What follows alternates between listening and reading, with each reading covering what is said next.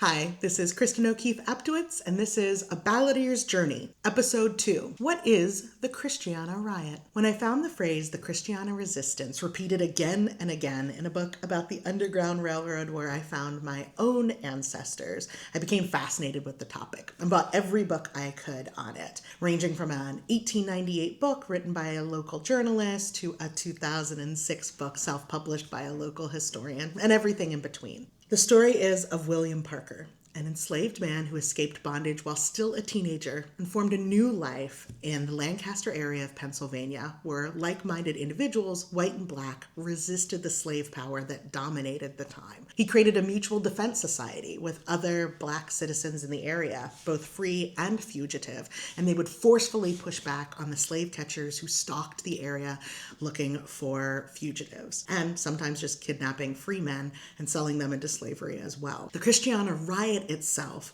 was a standoff that happened at William Parker's house when an enslaver from Maryland came up to claim 4 men he thought of as his own property. The standoff that ensued was bloody.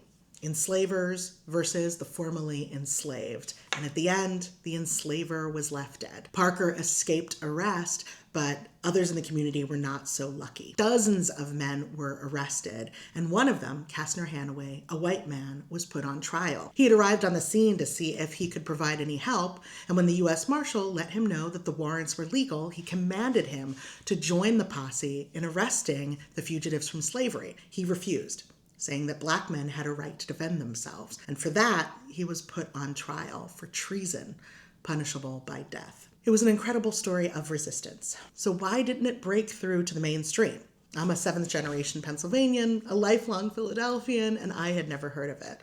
I began to look at the story through a storyteller's eyes and realized that the element that might be missing was right on my own bookshelf. And that will be the subject of episode 3, How a Storyteller Approaches History.